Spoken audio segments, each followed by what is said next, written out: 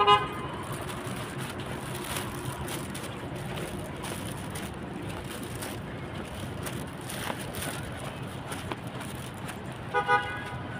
guys. Pauwi. Stop. And ng ng afternoon shift, tomorrow start ng morning shift. Kailangan matulog maaga.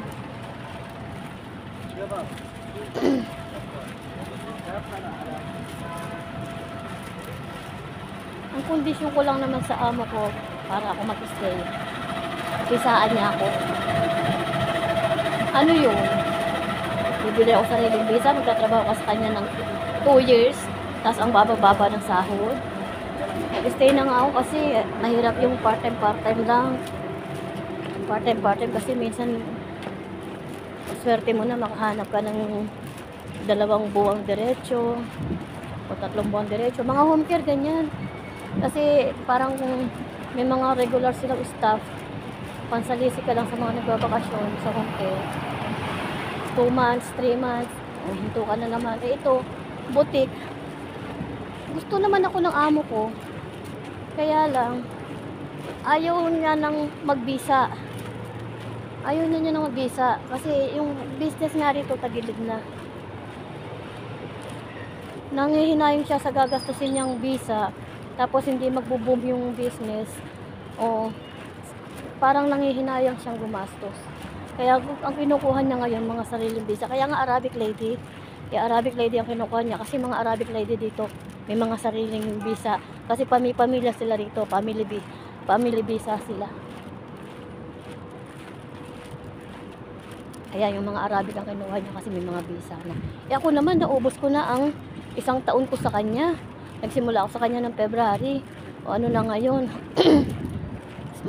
Matatapos na ang September. Hindi pa ba sapat yung nakita niya sa akin performance ko na 3 Arabic, 1 lang ako. Na mas marami pa ako nagagawa sa 3 Arabic na yon.